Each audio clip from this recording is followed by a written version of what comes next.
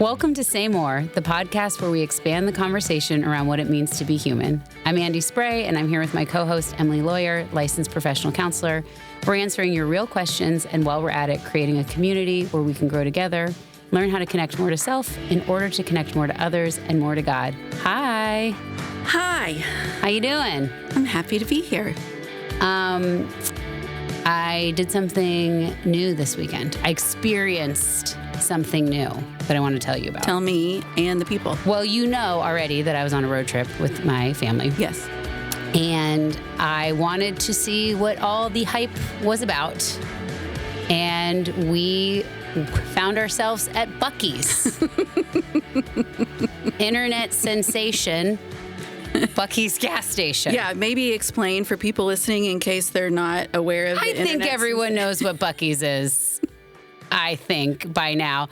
Buc-ee's is like a Texas staple. I think it's... I think it started in Texas. Started in Texas, popular in southern states, and maybe like Texas, Oklahoma. I didn't look it up, but I know it's very Texas, as my son kept saying when we were there. It's very Texas. And they aren't really close to us, but they're big, huge gas stations, and they have a lot of like fresh food and specialty items, right? And apparently the cleanest bathrooms. That is actually one thing I did not try, the bathrooms. But you didn't? No. Well, and hang on. Right. But there are these big, huge gas stations that people just go nuts over. They lose their mind. And so we had one, a couple hours away from us. People were driving just to go line out the door. So we were nearby. We had to get gas. We were actually on a road trip. It was really something. It was like... In what kind of way? It was like being at Costco on a Sunday. Okay. It was jam-packed with people. I mean, you're getting pushed out of the way for the brisket line, elbows for the jerky. I would have liked to experience it a little less crowded because the food, everything smelled really good. But it's like you couldn't really even appreciate it because it was just... there were so many people. It was like a mob scene. The parking lot, it was like a miracle nobody died. Everybody's darting in and out of traffic. There's 350 gas pumps. I don't know. It's massive. It was just like we were all a little overwhelmed. We walked in, we were like, And then there's a whole, I know people like it. I understand shirts, maybe hats. Okay. But, there was like home decor and, like, Jesus is my rock mud flaps, which fine. Like, it's fine. Okay. But then there's Buc-ee's string bikinis. I'm not kidding. With Buc-ee on them. There must be a market for that. Who is buying those? Somebody. And the man himself was walking around. He was being escorted Buc-ee? to greet the children. Yes. I will say everything I tried was delicious. And I didn't go to the bathroom, but I know that that's like a big selling point. It was just, it was a little too much for me. There were a lot of moving parts going on. A lot of overstimulation. Very overstimulating. I have a group of people, me and my kids, we get, we're like stunned at the overstimulation. My husband was fine. He was like, let's get our stuff and go. It was a lot, but it wasn't. So it kind of wasn't what I was expecting it to be. It was and it wasn't. It was, in some ways, it was exactly what I was expecting it to be. But I expected to like it more. Okay. And I get why people like it, but I did not. I was like, I think I've experienced it now, and that might be because it was so overwhelming. It was overwhelming. So much more than what you thought you were going to experience. Yes. It's like, have you been there? I have. Yeah. To the same one I think that you went to. Yeah. And I did try the bathrooms. I'm sorry, Buc-ee's. If Buc-ee's corporate is listening right now, I wasn't that impressed. You were impressed with the bathrooms? I'm fine. I guess I was expecting, like an attendant with a hand towel and a mint. But it's a lot. It's very bright. It's very bright. When I was there, a lot of smells, and they're good smells, but a lot of them happening. A lot of competing sensory things going on. Competing stimuli. I remember seeing a full-length Buc-ee's like Snuggie for an adult Yeah. Well, there was like a lot of inflatable like lawn decor. And I think he's cute. It was maybe, I don't know. I haven't been fully indoctrinated. Yeah, but it made me think of, when you're like, oh, that's not what like some of the merchandise. I'm like, didn't see that coming. But it made me think of those headlines, where you're like, at no point did I know where the rest of this sentence was going to go. Do you know what I'm talking about? I pulled up a couple to share with you, just in case you're not as online as I am. Maybe these are some you haven't seen before. Well, the first one, and these are all true news stories, okay? I don't know if you know about this, but Colombia will euthanize Pablo Escobar's invasive cocaine hippos. Oh, wait. I actually do know about that one. That's a real one. But did you see it coming? Cocaine hippos? Okay. How about this one? I like this one. Post Malone has released a cover of Hootie and the Blowfish's 1995 hit song, Only Want to Be With You, for Pokemon's 25th anniversary. You're like, I was with you until you got to Pokemon. Didn't see it coming. Also, he's covering Hootie and the Blowfish. Well, I mean, I could see that. Posty, he kind of likes that, alt pop country sound. I guess. Okay, now this one is currently in the news. Quadruple amputee pro cornhole player charged after allegedly fatally shooting passenger in car while driving during an argument. I'm dead serious. That's a real one from last month. I don't even know how to make sense of that. That's how I felt in Buc-ee's. I don't know what I'm looking at. How do I make sense of this? Oh, my goodness. Okay. We are talking today about pornography. Everybody stay cool. Stay cool, people. Everybody get it out of your systems now, okay? We try and lighten things up before we get into the meat of what we're going to be talking about. At this point, we've almost adopted it as a little bit of a personal challenge. Yeah. That we believe there's levity to be found. There's light to bring to darkness. Make it fun. Trauma episode, make it fun. Shame, make it fun. Pornography. Okay. I'm not going to finish the sentence. But truly, in thinking about all these things about like, I didn't see that coming or that didn't go where I thought it was going to go, it made me think of what have you watched that because everyone has these stories, right? As a kid, what have you watched where you're either there's like, that did not go where I thought it was going to go, or I just completely regret ever having seen that. It took a turn. And then, oh man, I wish I had not seen that. Wish I didn't see it. One thing in particular comes to mind, and there may be a lot of people listening who share this experience. I remember I went to a slumber party in 7th grade. Always at a slumber party. Always. Already, we know that this is probably not going to go well. And I remember that the girl who was hosting the slumber party, she wanted to watch a scary movie. Okay. Which I was very innocent and had not had a lot of exposure to scary movies. And I can't remember the exact title of the movie, but it had something to do with Ouija boards. It might have even been right called, there in the title, Ouija or something. Okay. And, I'm in 7th grade and peer pressure and you're wanting to go along with everything. And we start watching and very quickly I realize, oh, this is not going to be good for me. I am already terrified and we're half an hour in. And then we finish the movie. And what does my friend pull out but a real Ouija board? Of course. That's where all seances happen at 7th grade sleepovers.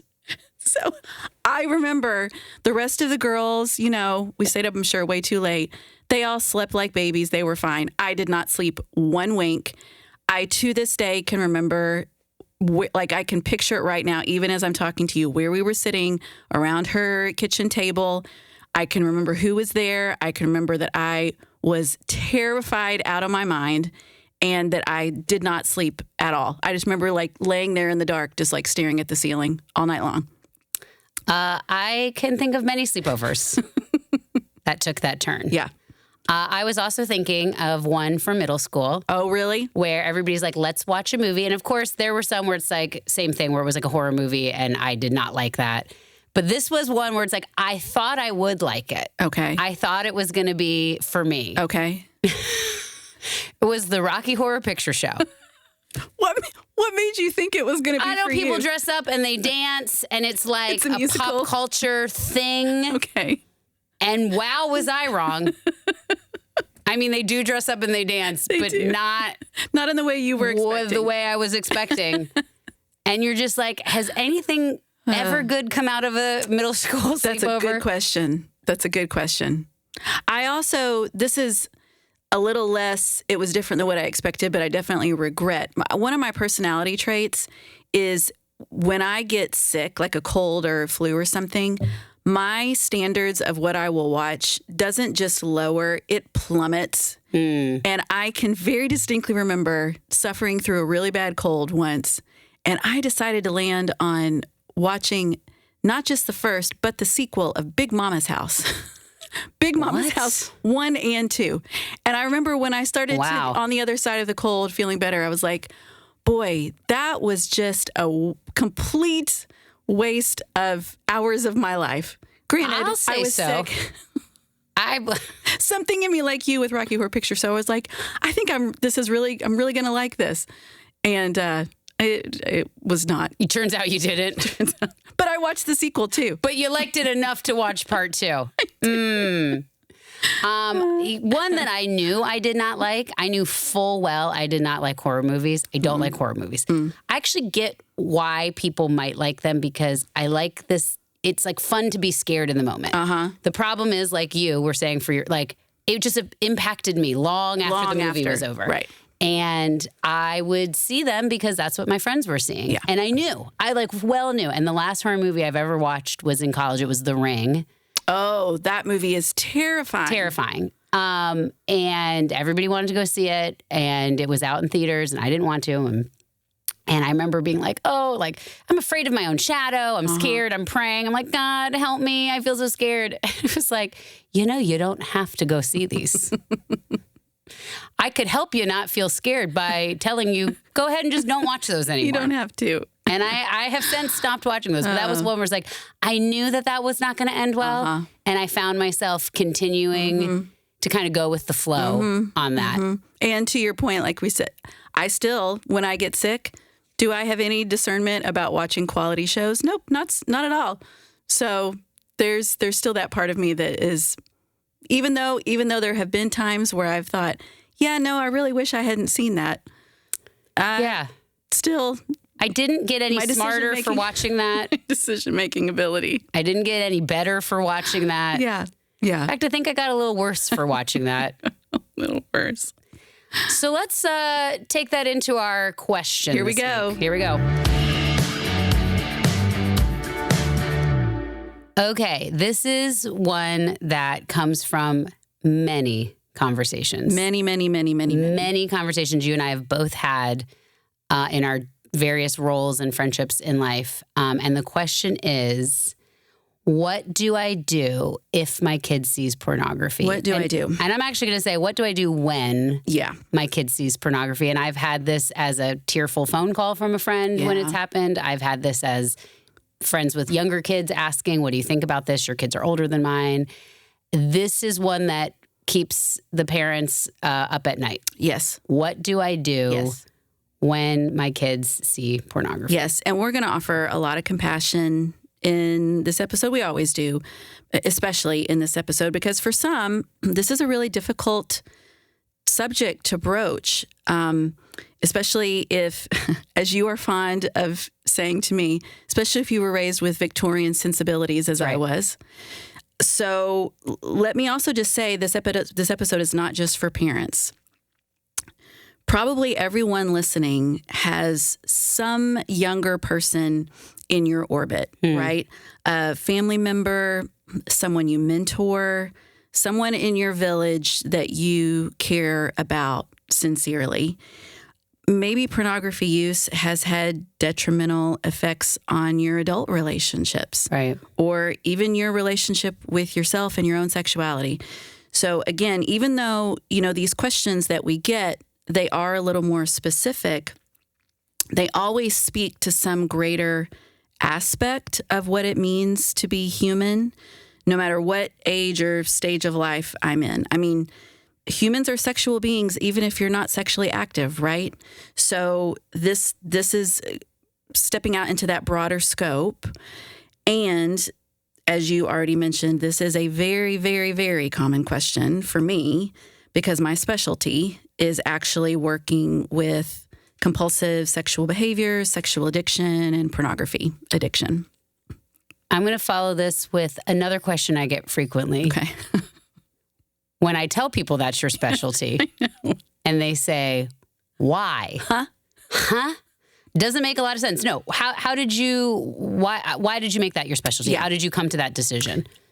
People might be thinking, it seems a little off-brand, Emily. Well, if we know you and your Victorian sensibilities. Yeah, I mean, it caught me by surprise too. Yeah. To be honest. Many years ago, for a brief season, I worked on staff at a church. And as happens for anybody working in an environment where you are in close contact with human endeavors, I had a front row seat to the pain resulting from out of control behaviors. And sometimes that included out of control sexual behaviors. And the fallout that I was seeing and walking through with people it was devastating. It was just heartbreaking. And this was a community that I loved. And to see relationships damaged over and over and over again in such immense ways. And there was just a tiny spark in me that lit to say, wow, does it have to be like this? Like, is there any way that it doesn't have to be like this? And flash forward a very long time later, and I'm sitting in a human sexuality course in my graduate work. And several of the professors talked about their work as certified sexual addiction therapist. We call it CSATs in business. And I found the complexity of it really interesting. And my professors talked about how compulsive sexual behaviors and pornography use is rampant in the Christian community, and that the behavior modification model that we're currently using is a good start, but it's incomprehensive. And then at the end of the course, they basically threw out a challenge and said to everyone in the course, okay, how many of you are going to pursue this certification? Because there's hardly any CSATs out there, and there's even fewer CSATs that are also practicing integrative counseling, combining best psychological practices with scriptural truths. And I thought, yeah, I think that's going to be me. Because I if not me, then who? Like, I think it was the darn love of Christ that compelled me. And so I got to work with the training and the supervision. It takes several years to complete. And this is on top of just regular licensure. And so it's not the only presentation that I work with, but I do have specialized training to work with it. And truly, I consider it a sacred privilege and a sobering responsibility for me to be allowed to walk alongside someone at this level of vulnerability as they learn to steward their own sexuality in a way that's according to their values. You mentioned how prolific it is. Why is it so common? Why is this such a common occurrence? Yes. Let's name first, I hate that it is such a common occurrence. It is disturbing and alarming that this happens so often, that children are exposed to pornography, that we're in a world where pornography is so rampant. Younger and younger. Yeah. And there is deep grief and anger, truly, rage, that this is the kind of world that we're all navigating. Even as you heard the question, everyone listening, your stomach probably dropped a little bit, because this is just a horrible moment for a parent or a caregiver to find out that someone has been exposed to sexual images much too soon. Yeah. Especially with the current pornographic landscape is increasingly dark and violent. And we're living in an age where the pornographic material is just, it's like the Wild West out there. And we're not even going to talk about AI today, but just the way that it's exponentially growing both in the width and the type. So it's just, we're going to start first with just naming there's a lot of grief and anger. We're also living in an age where pornographic material is more accessible than ever before. It's more anonymous than ever before. It's easier to keep secret, and it's more affordable than ever before. And for those three reasons, we have some shocking data, some that was collected around 2020 to 2023, that pornographic websites garner more daily traffic than Netflix, Amazon, and Twitter combined. Now, I think part of that probably was because of COVID, but truly consumption has remained pretty steady even since then. So again, unfortunately, the scenario named in our question is one that I hear way too often. Way too often. This is tough to It's tough. hear. It's yeah. tough to address. And I commend all of us as we're stepping into this, that we're walking this line between being honest with ourselves and also recognizing, okay, what do we do? What can we do? If this is the reality that we're naming, what do we do? So back to our question then, what do I do or say when I find this material or that my child's been exposed to this material? Yes. Okay. You can probably guess the first thing that I'm going to say. Panic. Yes, that's exactly it. Pause and check in with yourself. Yeah. That's absolutely the first thing. In fact, let's all go ahead and do that right now, okay? Maybe everybody name an emotion that you're feeling right now. Do a quick body scan, see if there's any shift, any discomfort that's happening for you.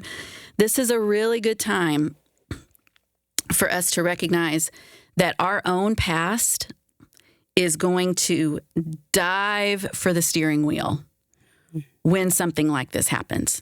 It's going to lunge for the steering wheel. Like you said, panic is going to want to drive the car. Yeah. Fear is going to want to drive the car. Shame is going to want to drive the car.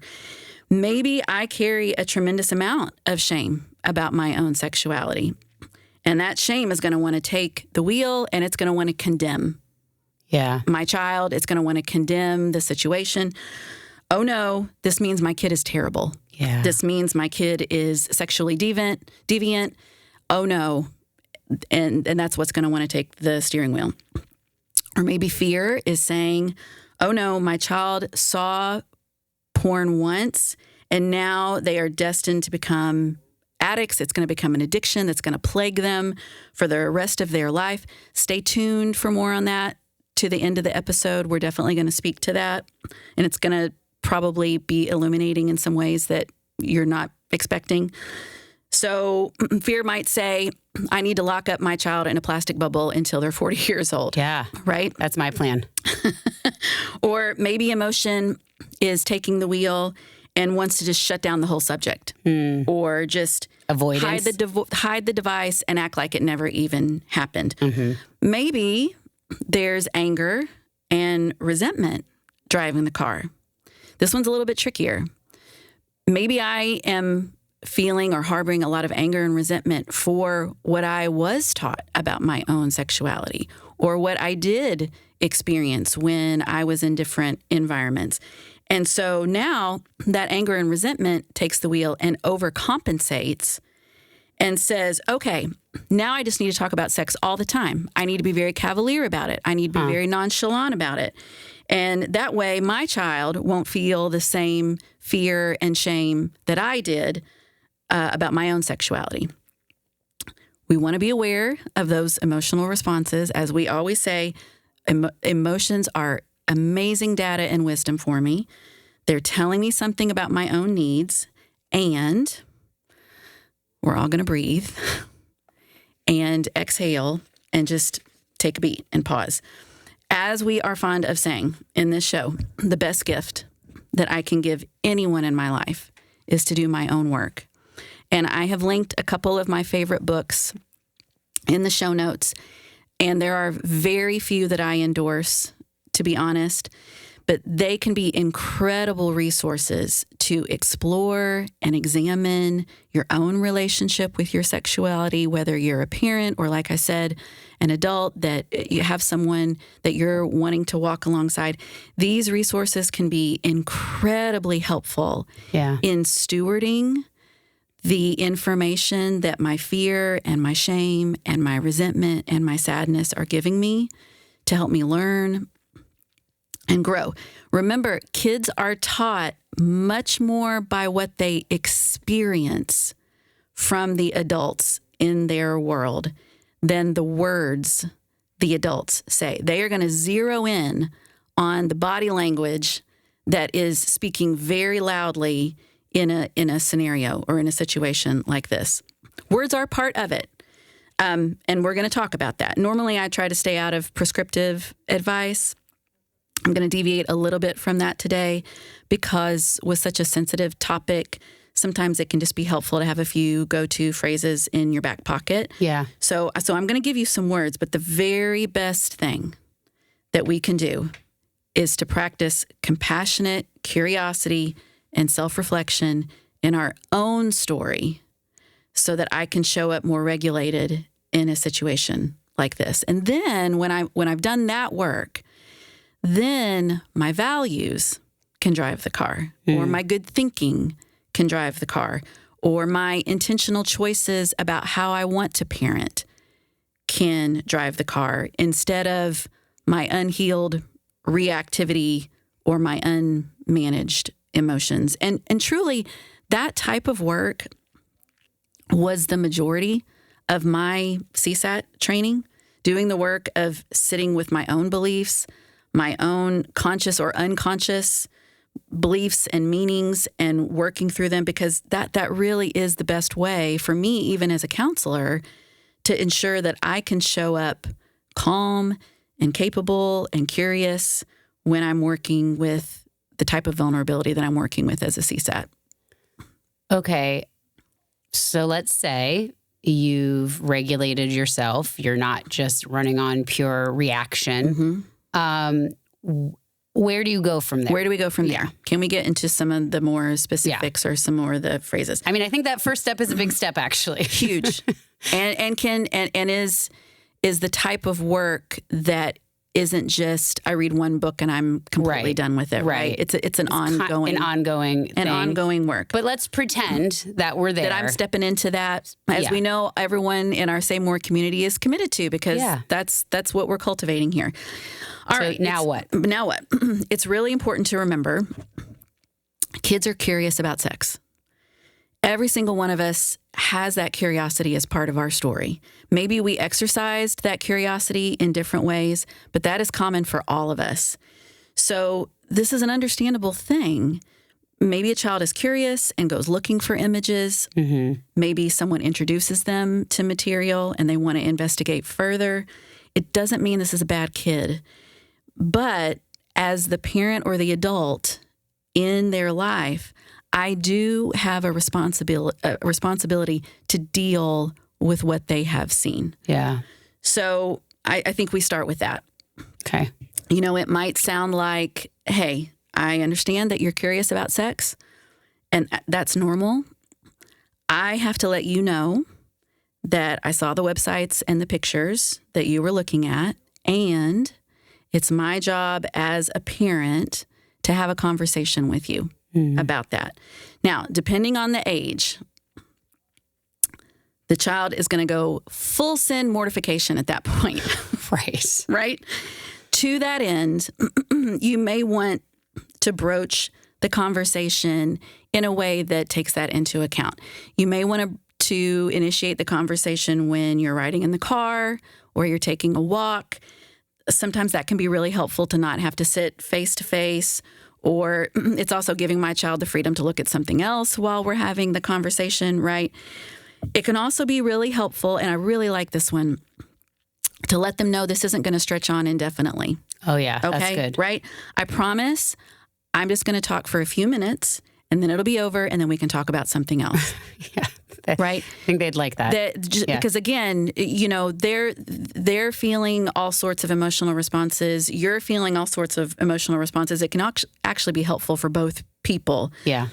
I like opening up space for them to talk first.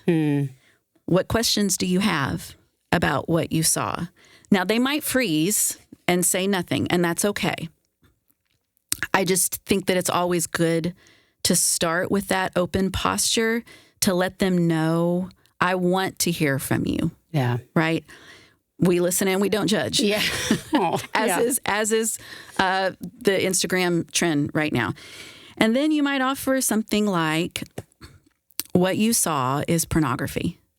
That's not healthy, loving sex.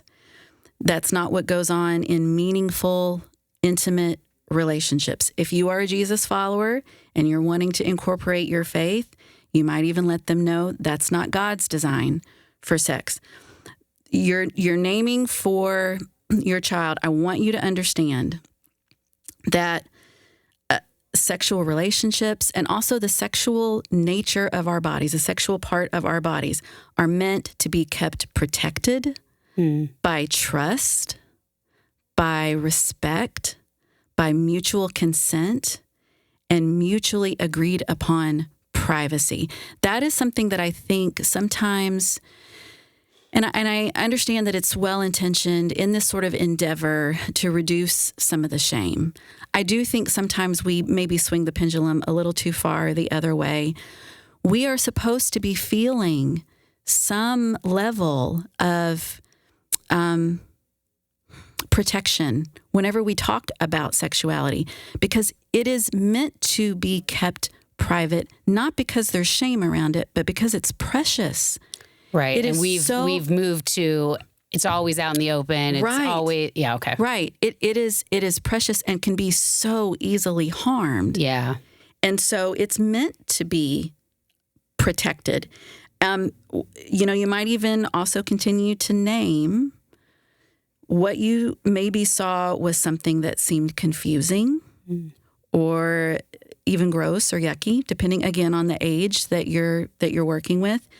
You might have even felt really scared because it was something that was violent and also not even sure if it was real. I am here to help you answer questions and to help you make sense of what you saw. And again, you're hearing, even in my words, right? Being able to say that while my body language is also saying, I'm okay with, I'm calm. I want to hear from you. This is an open conversation. And I want you to know that I am someone that you can trust with these experiences. All right. Now I'm going to stop there for a second where we landed on, I'm here to answer your questions and help you make sense of what you saw. We're also saying, I'm also here to help you make sense of what you felt. Okay. So not just what you saw, but not just what you saw, but what you felt. That's another part of the damage that takes place with pornography. And depending on the child's age, this is part of the conversation as well. That when exposed to pornographic material, their body responds not just emotionally, but also sexually. Because even if it's wrong or scary or dark, tragically, and this is tragic, it can still be stimulating. And we have a saying in the counseling world. Got another rhyme for you. Oh, it has to rhyme or it's not clinically accurate. Go ahead. Right. Okay. We say what fires together, wires together. Okay. What fires together, wires together. Meaning that when there is a sensory stimulation, what I see, what I hear, what I feel in my body, when that happens at the same time as pornographic imaging or imagery, there is a neural pathway that gets fired and wired together. So there is part of my physiology that is going to get kind of laid down on top of each other there. I don't like that. That's horrifying. I know.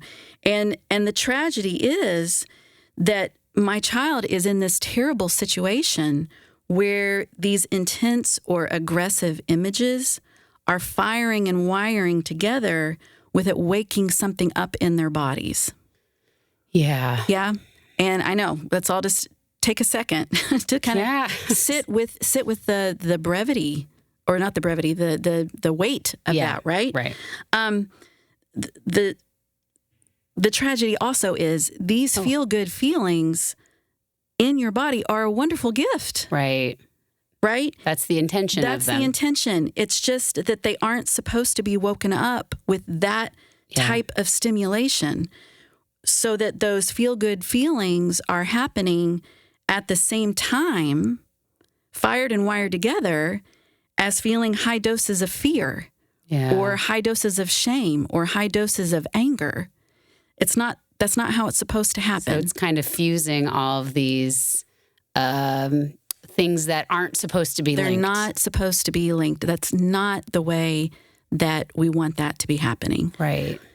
Or these feel-good feelings are being woken up too soon. Okay. Right? For too young of a... Right. Now's not the time. And these are words that you can offer, honestly, to your kids. Now's not the time. It's too soon. Now's the time for you to be a kid. Now's the time for you to go to school and to make friends and to play.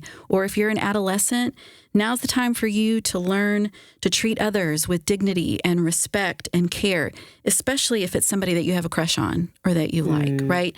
So you're helping, as the adult in this child's world, you're helping them to make sense both of what they saw, how it's deviating from what healthy, meaningful sexual relationships are, and also what they felt. You and I have talked about this, basically like getting out in front almost of these things and having these conversations, like you're saying, now is the time to be a kid, and what is appropriate at different developmental stages. Right. And so what age, I know this is the question a lot of people are going to be asking, of what age do I need to be having these, what age do I need to talk about sex, talk about pornography with my children? Yes. All right. So we're already stepping into real talk, so let's just keep going. Okay. I'm going to offer some information and allow everyone listening to decide what works best for you. Okay. I think it's important, again, that we're really honest with ourselves about this, not as a scare tactic. That would be more kind of focusing on something that has a low level of occurrence. Again, unfortunately, that's not what we're working with when it comes to pornography. So we might kind of also say, I hate to say this, but exposure, as you mentioned in our opening, it's probably more a matter of when, not if. The average age is somewhere between 8 and 12.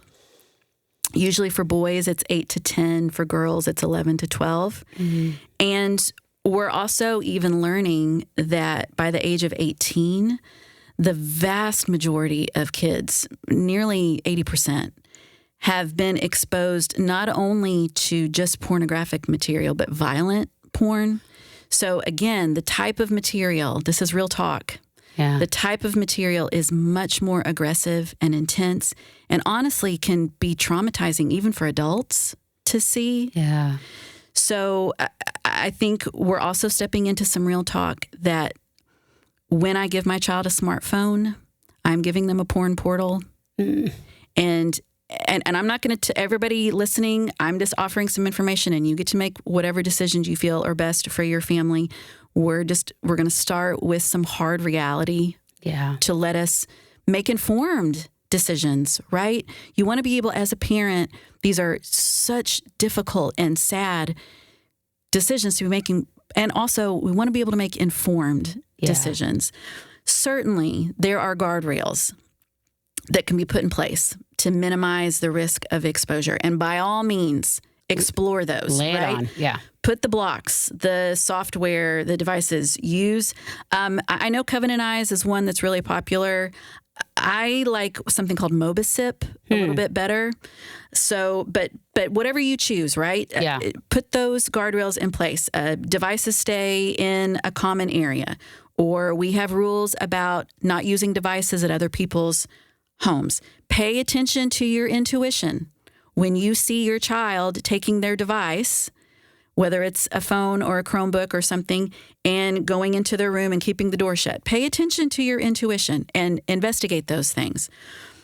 But if I'm putting all my eggs in that basket, instead of also combining it with open and honest and calm conversations about what they might have seen, it's going to prove insufficient. Yeah.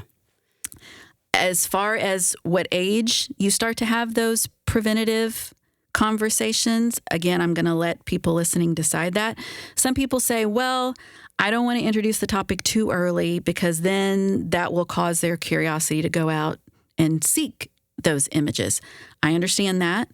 Again, I think that's where you point back to the relationship that you're cultivating with your child, the relationship that you are cultivating long before that age, where you're establishing open and honest and safe and calm communication, right? To be able to say, I understand you're probably curious about this, and I want you to get that information from me, not from what's on the internet.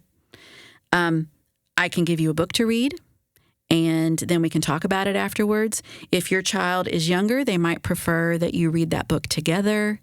If it's a preteen or an adolescent, probably they're going to prefer that you give them some time and privacy to take in the information on their own. And then you can have a follow-up conversation, or you can let them know, I'm here for follow-up questions or anything that you want to talk about. I've also linked some resources for those types of books in the show notes as well. Some that there's certain books for different developmental stages, if that's helpful for people listening, deciding on, what age that you want to start to broach that conversation. So, I mean, this is hard. Uh-huh. You're saying things that are hopeful, and you're giving us or us as parents, I'm saying, some helpful conversations. I'm going to jump to the fear question, which is what if worst case scenario, what if it does become an addiction? What if I catch it much too late? What if it has turned into this much bigger thing rather than I saw something once and I was able to have this compassionate conversation with my child? Yes. And this is also a question that I get all the time. This is the burning fear. This is the burning fear. I mean, somebody literally said, is my child screwed up forever? Yeah, yes. And I was like, I don't know. I'll call Emily. He might be. I'm not sure. Let me get back to you on that. Because it's terrifying. It is. Yeah. It is. And hear me when I say this, okay? Everybody listening, we're just going to all take a big inhale and a long, slow exhale, and hear me when I say this. It is not that just because my child sees pornography once, they are doomed to a raging addiction. Yes, there is a dopamine neural pathway component that we talked about. And the type of dopamine hit that happens with pornographic images it's not a drip, it's a hit. So yes, that is a component. However, we have put too much weight on that part of the presentation or the condition. Our sexuality is so much more complex than we realize. Okay. So staggeringly more complex than we realize. Therefore, compulsive or addictive porn use is so much more complex than we realize. It is not just, I saw it once and this is a foregone conclusion. I'm going to give us 3 key predictors for it possibly developing into recurrent or compulsive porn use. These are from Jay Stringer's research. I've also linked one of his books in the show notes. It is absolutely one of my favorites. He's doing some incredible comprehensive work when it comes to people healing from sexual addiction or compulsive sexual behavior. Compulsive sexual behavior is not about the sex, okay? It's an intimacy disorder, meaning somewhere along the line, the capacity to connect with self and others outside of sexual connection, somewhere along the line, the capacity to connect with both myself and others outside of sexual connection either didn't get developed or it was stunted due to traumatic injury. So what ends up happening is sexual desire ends up outpacing emotional or relational maturity. Okay. Those are the conditions where that creates something a compulsive use could stem from. Okay. So a person may have initially experienced sexual sensations or awareness, but they didn't have the relational competency to sustain healthy intimacy.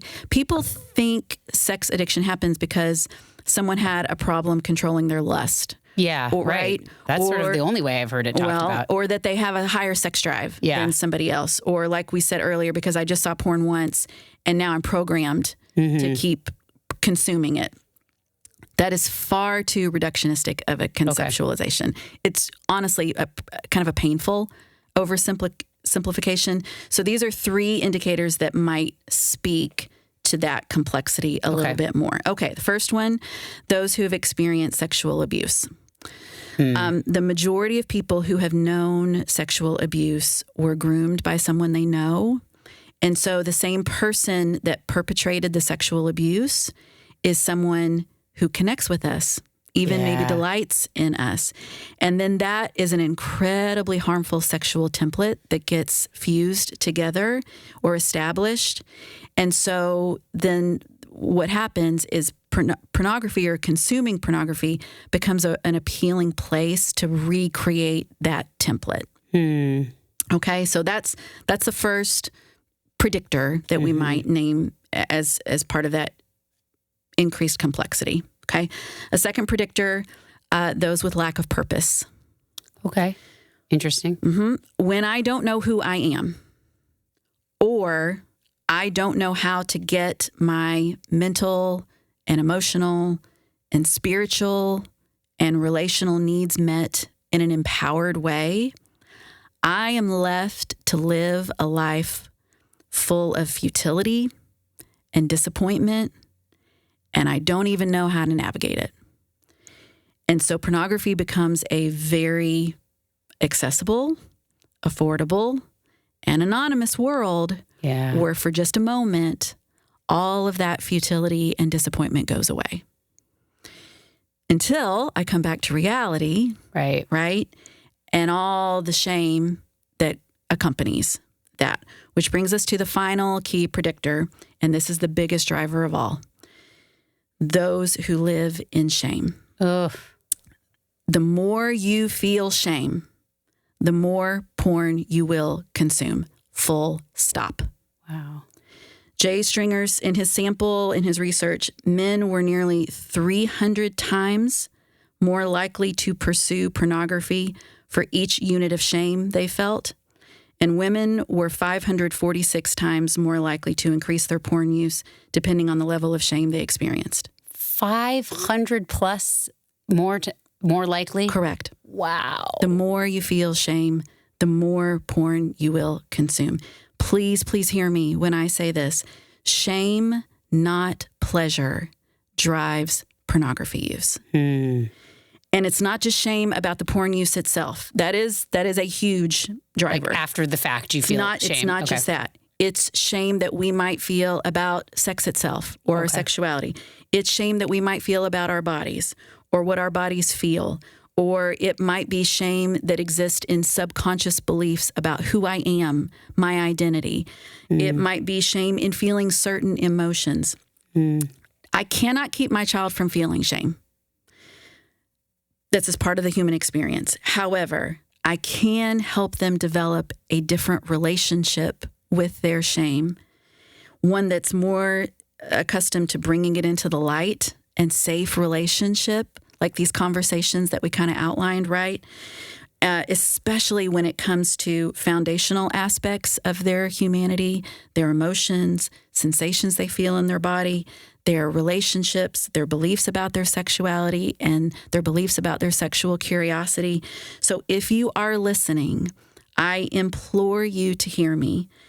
Please take inventory to see how you might be unintentionally perpetuating shame, both in yourself as a parent or as a caregiver or as an adult, and then also possibly unintentionally perpetuating shame with someone else in any of these things that I just mentioned.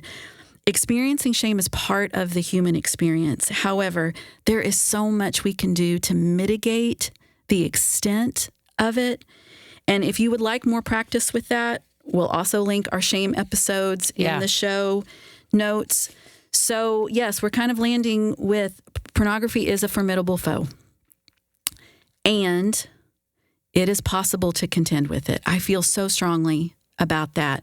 That's why we wanted to cultivate this podcast and this community, because we're all building a skill set to be able to put our energies towards owning our stories and mitigating the shame to the extent that we can, and helping develop our own, emotional maturity and my child's emotional maturity so that we can live differently in such a hard world. There's a quote that I say a lot. I think it's like a Jewish rabbinical quote.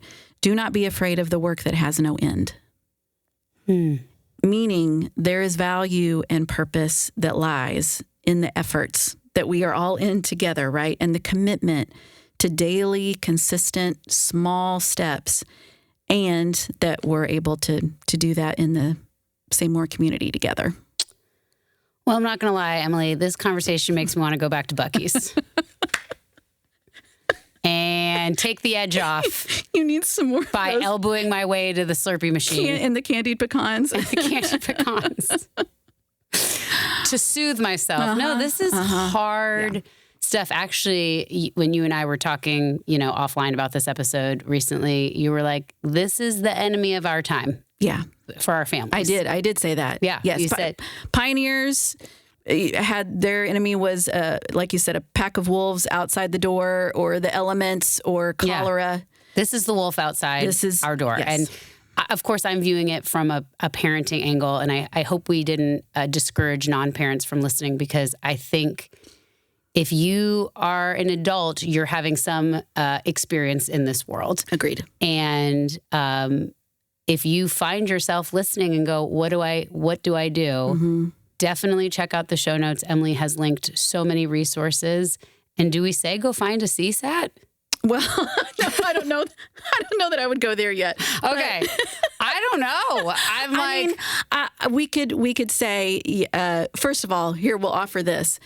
We'll do our little caveat. Say More is not meant to be a substitute for mental health counseling, right? That's right. If you are someone, if you have listened to this episode and it is maybe you checked off all three of those boxes for yourself, like, oh, wow, I didn't realize it was more complex than that. Yeah. And you are wanting someone with additional training to walk alongside you, then yes, a CSAT can be an incredible, incredible resource. But regardless, we're glad you're here. Yes. This might be the beginning of a journey for you. This might just continue to shore up the resources that you have. Maybe additional counseling is a great place, but let's start with, we're glad you're here. Yeah. Check out the show notes. You're not alone. Even if you find yourself saying, oh, this sounds like, you're not alone. Mm-hmm. And what do you always say? Everything is mentionable and manageable. Yes, my favorite Mr. Rogers quote. That's a Mr. I remind myself of that one often. And so there's manageability to be found, and there is hope. Yeah. And if you're here, you're already ahead of the game. Yes. Just by the mere fact that you're exploring this and taking the time to dig a little deeper in yourself and in what's going on. Listen, we're all going to need a deep breath after this one. We hope you continue to journey with us. We want to see you here next time. Thanks so much. Life is hard. We're going to get through it together.